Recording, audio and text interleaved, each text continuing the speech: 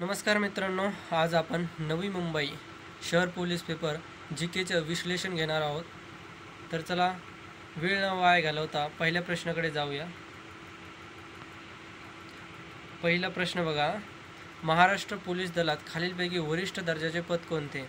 Option क्रमांक 1 police उपायुक्त, option क्रमांक 2 पोलीस सह आयुक्त, ऑप्शन क्रमांक 3 अप्पर पोलीस आयुक्त आणि ऑप्शन क्रमांक 4 सहाय्यक पोलीस आयुक्त. तर चला लवकर उत्तर सांगा.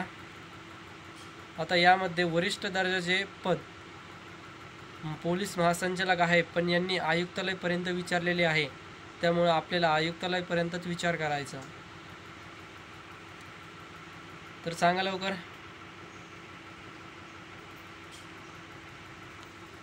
तर आन्सर आहे पोलीस सह आयुक्त. पोलीस सह आयुक्त स्पष्टीकरण बघूया चला. आता वरिष्ठ दर्जाचे पोलीस आयुक्तालयामध्ये वरिष्ठ दर्जाचे पद पोलीस बघा स्पष्टीकरणमध्ये पहिला आहे पोलीस आयुक्त SCP, यामध्ये ऑप्शन नाही, त्यामुळे 2 नंबरचा पोलीस आयुक्त आहे, त्यामुळे आपण पोलीस आयुक्तालय घेतले. 3 नंबर आहे अप्पर पोलीस आयुक्त, पोलीस उपायुक्त, 5 नंबर सहाय्यक पोलीस आयुक्त, वरिष्ठ दर्जाचे पोलीस निरीक्षक 6 नंबर, 7 नंबर पोलीस निरीक्षक आणि 8 नंबर सहाय्यक पोलीस निरीक्षक, 9 नंबर पोलीस उपनिरीक्षक, 10 नंबर सहाय्यक पोलीस उपनिरीक्षक आणि 11 पोलीस हवालदार आणि 12 पोलीस नायक आणि 13 पोलीस शिपाई. दुसरा प्रश्न असाही तयार होतो, यात चढता क्रम लावा. तर 13 ते 10 तुम्ही नोट करून घ्या, हा प्रश्न आलेला आहे. चढता क्रम लावा. सगळ्यात खालचा पद पोलीस शिपाई, 2 नंबरचा पोलीस नायक, 3 नंबरचा पोलीस हवालदार आणि 4 नंबरचा सहाय्यक पोलीस उपनिरीक्षक. तर चला नोट करून घ्या. आपण दुसऱ्या प्रश्नाकडे वळूया. दुसरा प्रश्न आहे, नवी मुंबई पोलीस आयुक्तालयाच्या हद्दीमध्ये कोणत्या जिल्ह्यांचा समावेश होतो? तर नवी मुंबई पोलीस आयुक्तालयाच्या हद्दीमध्ये कोणत्या जिल्ह्यांचा समावेश होतो? हद्दीमध्ये तर तुम्हाला जिल्ह्यांची हद्दी माहीत पाहिजे. चला लवकर आन्सर सांगा.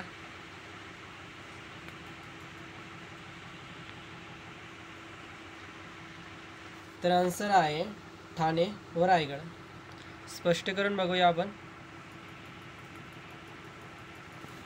स्पष्टीकरण बघा, नवी मुंबई पोलीस आयुक्तालयाच्या हद्दीमध्ये ठाणे व रायगड या जिल्ह्यांचा समावेश होतो. ओके.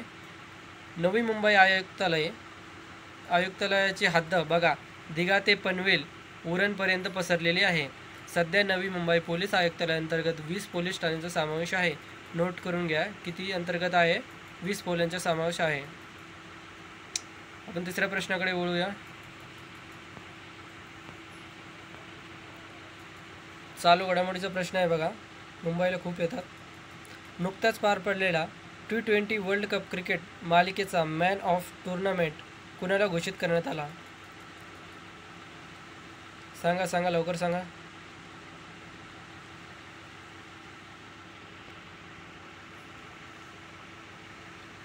तर आन्सर आहे जसप्रीत बुमराह.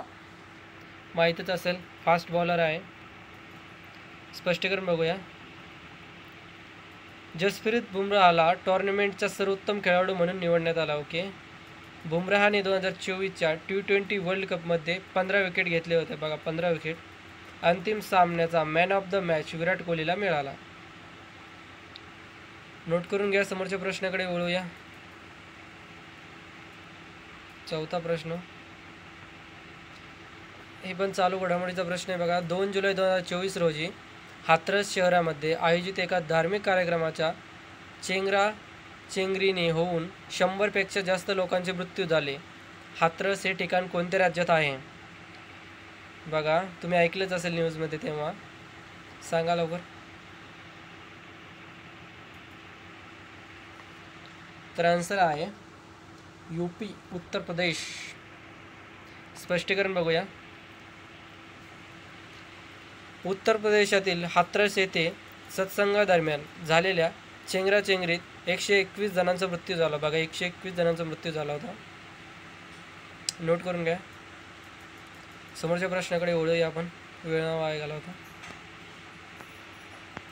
पाचवा प्रश्न आहे, 1970च्या दशकामध्ये मुंबई शहरावरील ताण कमी करण्याच्या उद्देशाने नवी मुंबई शहराची निर्मिती व विकास करण्याची राज्य शासनाने कोणत्या महामंडळाची स्थापना केली?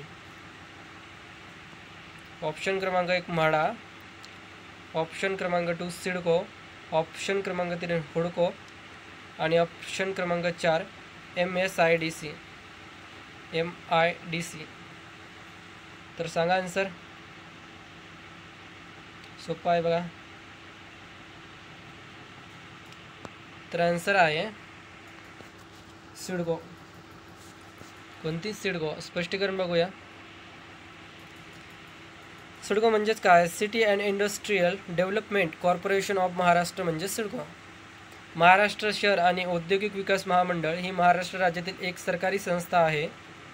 सिडकोची स्थापना 17 मार्च 1970 रोजी वसंतराव नाईक सरकारने मुंबईच्या जवळील नवीन शहरे निर्माण करण्यासाठी केली.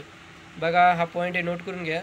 सिडकोची स्थापना 17 मार्च 1970ला आणि कोणत्या सरकाराद्वारे केली? तर वसंतराव नाईक तेव्हा सरकार होती. कशासाठी केली होती? नवीन शहर निर्माण करण्यासाठी. 3 प्रश्न तयार होता त्यातून, नोट करून घ्या. समोरच्या प्रश्नाकडे जाऊया. राज्यसभेचे सभापती कोण आहेत? बघा, माहीत पाहिजे राज्यसभेचे सभापती कोण आहेत. तुम्हाला हिंट देतो. राज्यसभेचे सभापती हे उपराष्ट्रपती असतात आणि भारताचे उपराष्ट्रपती सध्याला कोण आहे? सांगा. राज्यसभेचे सभापती उपराष्ट्रपती असतात आणि उपराष्ट्रपती आहे आपले जगदीप धनखड. कोणते? जगदीप धनखड. नोट करून घ्या. स्पष्टीकरण बघूया आपण. स्पष्टीकरण बघा. भारताचे उपराष्ट्रपती हे राज्यसभेचे पदसिद्ध सभापती असतात. जगदीप धनखड हे राज्यसभेचे सभापती आहेत. ओके, समोरच्या प्रश्नाकडे जाऊया. नोट करून घ्या. भारतातील सर्वात जास्त लांबीचा सागरी सागरावरील सेतू कोणता? ऑप्शन क्रमांक 1 भूपेन हजारिका सेतू. क्रमांकामध्ये थोडी मिस्टेक झाली आहे. ऑप्शन क्रमांक 2 महात्मा गांधी सेतू. 3 नंबर अटल सेतू आणि हरिवंश सिंग. तर बघा, सांगा उत्तर कमेंटमध्ये. नरेंद्र मोदींनी याचं उद्घाटन केलं 2016मध्ये. बघा, हिंट पण दिली तुम्हाला. आणि आन्सर आहे अटल सेतू. सॉरी, कोणता? अटल सेतू. स्पष्टीकरण बघूया. अटल सेतू हा भारतातील सर्वात लांब सागरी सेतू आहे. नोट करून घ्या. डिसेंबर 2016मध्ये PM मोदींनी या पुलाची पायाभरणी केली. हा अंदाजे 21.8 किलोमीटर लांबीचा 6 लेन असलेला आहे सेतू आहे, ज्याची लांबी समुद्रावर अंदाजे 16.5 किलोमीटर आणि जमिनीवर 5.5 किलोमीटर आहे. यातून नोट करून घ्या. समुद्रावरची लांबी, जमिनीवरची लांबी. डिसेंबर 2016मध्ये PM मोदींनी या पुलाची पायाभरणी केली होती. समोरच्या प्रश्नाकडे जाऊया. समोरचा प्रश्न आहे, दिनांक 1 जुलै 2024 पासून भारतामध्ये लागू करण्यात आलेल्या प्रमुख कायद्यापैकी कोणत्या कायद्यामध्ये विविध अपराधांची व्याख्या व शिक्षा कलमे दिलेली आहेत? बघा, 1 जुलै 2024 चालू घडामोडीचा प्रश्न आहे. ऑप्शन क्रमांक 1 भारतीय नागरिक सुरक्षा संहिता, ऑप्शन क्रमांक 2 भारतीय न्याय संहिता आणि ऑप्शन क्रमांक 3 भारतीय दंड संहिता, ऑप्शन क्रमांक 4 भारतीय साक्ष्य अधिनियम. सांगा आन्सर.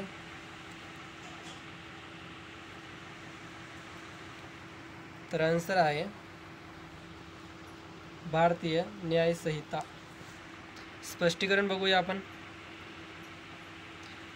जुलै 2024 पासून भारतामध्ये लागू करण्यात आलेल्या भारतीय न्याय संहिता या कायद्यामध्ये विविध अपराधांची व्याख्या व शिक्षा कलमे दिलेली आहेत. नोट करून घ्या. क्वेश्चन IMP आहे बघा.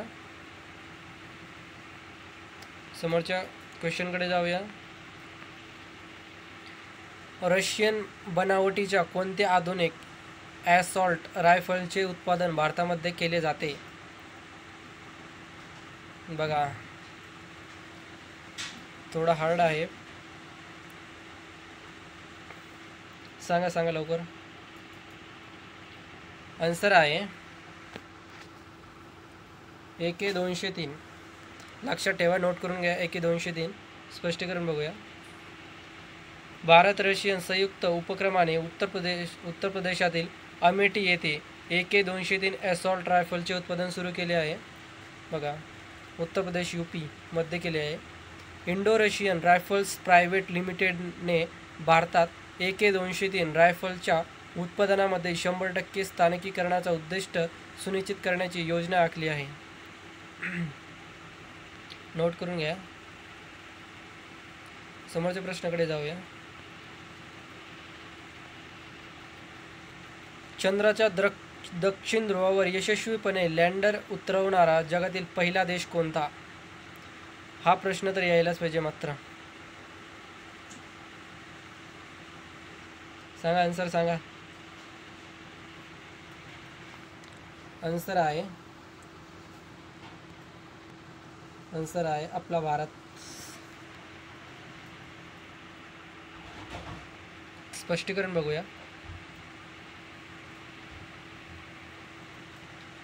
चंद्राच्या दक्षिण ध्रुवावर यशस्वीपणे लँडर उतरवणारा जगातील पहिला देश भारत ठरला आहे आणि चंद्रावर उतरणारा अमेरिका, रशिया आणि चीन नंतर चौथा देश ठरले आहे. बाकीचे 23 ऑगस्ट 2023 रोजी चंद्रयान 3 यशस्वीरित्या चंद्राच्या दक्षिण ध्रुवावर उतरला. बघा, हे नोट करून घ्या. MP आहे 23 ऑगस्ट 2003. माहीत नसेल डेट तर बघा, नोट करून घ्या. आणि 23 ऑगस्ट नॅशनल स्पेस डे, राष्ट्रीय अंतराळ दिवस म्हणून घोषित करण्यात आलेले आहे.